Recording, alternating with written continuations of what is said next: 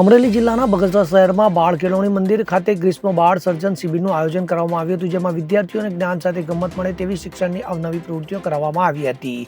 બગસરા શહેરમાં બાળ કેળવણી મંદિર ખાતે કિશોરભાઈ હરિભાઈ દાડિયા પરિવારના સહયોગથી ગ્રીષ્મ બાળ સર્જન શિબિરનું આયોજન બાળ કેળવણી મંદિરના ટ્રસ્ટી દેવચંદભાઈ શાવલિયાના માર્ગદર્શન અને 7 દિવસથી ચાલી રહેલ છે। ત્યારે આ ગ્રીષ્મ બાળ સર્જન શિબિરમાં દરરોજ જુદી જુદી સ્કૂલના વિદ્યાર્થીઓને જ્ઞાન સાથે ગમત મળે તેવી અવનવી પ્રવૃત્તિઓ કરવામાં આવી રહી છે, જેમાં અમરેલી બાલ ભવનમાંથી નીતિશભાઈ પાઠક, મોટા માંડવાના શાળાના શિક્ષક રઘુભાઈ સણોસરાથી શિક્ષણ ટીમે વિજ્ઞાન અને ટેકનોલોજી અંગે માર્ગદર્શન આપ્યું હતું। ગ્રીષ્મ બાળ સર્જન શિબિરમાં બાળકોને શારીરિક, માનસિક, ભાષાકીય વિકાસને ધ્યાનમાં રાખી વિવિધ બાળ પ્રવૃત્તિઓમાં બાળ વાર્તા, બાળગીત, બાળ પ્રયોગો, રમકડા તેમજ અવનવી પ્રવૃત્તિઓ કરી વેકેશનના સમયમાં બાળકો મોબાઈલથી કેમ દૂર રહે તે હેતુથી આ શિબિરનો મુખ્ય હેતુ હતો તો પોતાનો સર્વાંગી વિકાસ થાય તેવા હેતુથી આ ગ્રીષ્મ બાળ સર્જન શિબિરનું આયોજન કરવામાં આવ્યું હતું, જેમાં શિક્ષકો અને વિદ્યાર્થીઓ સાથે વાલીઓ પણ ઉપસ્થિત રહ્યા હતા।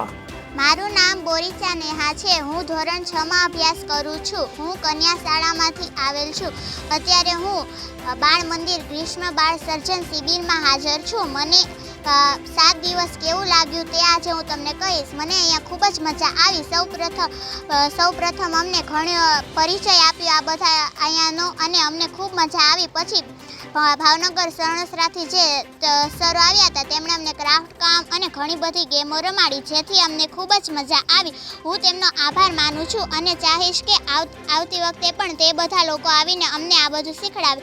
પછી વિજ્ઞાન નગરીમાંથી ભાવનગરથી 3 સર આવ્યા હતા, લક્ષ્મણ સર, જેમને અમને ગણિત અને વિજ્ઞાન વિશે ઘણું બધું કહ્યું, જે અમે આજ સુધી જાણ્યું પણ નહોતું। અમને તો અમારી નાની એવી દુનિયાની ખબર હતી, પણ હવે ઠેઠ ખબર પડી કે આગળ શું છે। અમે પણ હવે તે રીતે કરશું, અમે પણ આગળ વધવાની કોશિશ કરશું। અમને ખૂબ જ મજા આવે, અમે તે બધાનો જ આભાર માનીશું। અને આજે જે નેહાલ સર આવ્યા તેમણે પણ અમને ઘણી બધી રમતો રમાડી, ગેમો રમાડી।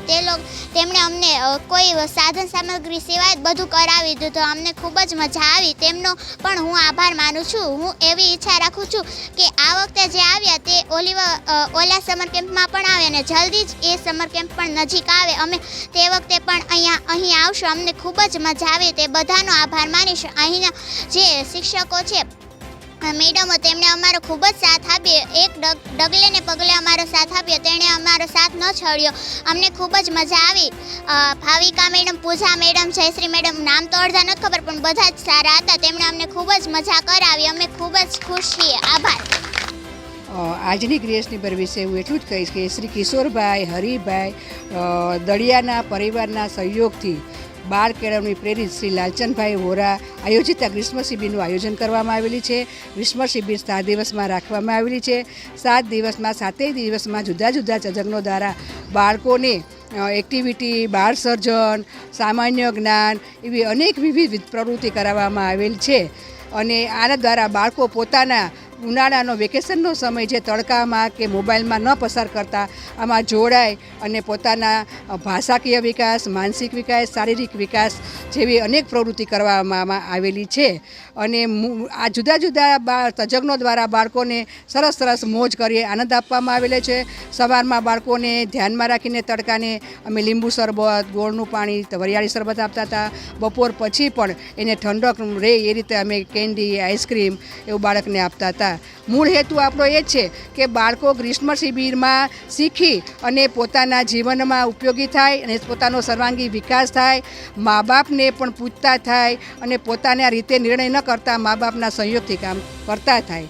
એ આ મુખ્ય શિબિરનો અમારો હેતુ છે। અને આ મોબાઈલના ઉપયોગથી દૂર રહી બાળકો, એ જ મુખ્ય હેતુ સાથે આ શિબિર આજે છેલ્લો દિવસ છે અને આ શિબિરનું સમાપન છે।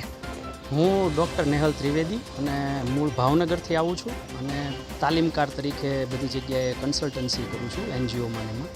ખાસ તો આ દેવચંદભાઈને ત્યાં ત્રિવિધ કાર્યક્રમના આયોજન સ્વરૂપના ભાગરૂપે મને એમણે આમંત્રિત કરેલો અને આજે ગ્રીષ્મ બાળ શિબિરની અંદર બાળકો સાથે કોઈ પણ સાધન વગર લોકોના ક્રિએટિવિટી અને ટીમ બિલ્ડિંગ અને જુદી જુદી જે એમની કૌશલ્યો છે, જીવન કૌશલ્યો, એ કઈ રીતે વિકાસ પામે, રમતા રમતા કઈ રીતે એ લોકો જીવન કૌશલ્યોને શીખે, એના ઉપર ખાસ આજના દિવસમાં ભાર મૂકવામાં આવ્યો। અને આ ઉપરાંત 6 દિવસ દરમિયાન બાળકોને વિજ્ઞાનને એ બધા પ્રયોગોને એ તો બધી વસ્તુઓ શીખવી જ છે શિક્ષણને લગતી, પણ એક મુદ્દો જે મહત્ત્વનો છે જીવન કૌશલ્ય, તો એના ઉપર પણ આજે ખાસું કામ થયું છે। એટલે હું આ બાળ કેળવણી મંદિર અને જે કંઈ સંસ્થાએ પ્રવૃત્તિઓ કરી છે આ વેકેશનમાં બાળકોને મોબાઈલથી દૂર રાખવાને એના માટે હું ખૂબ અભિનંદન આપું છું. Thank you. અશોક મણવર સાથે CN24 ન્યૂઝ અમરેલી.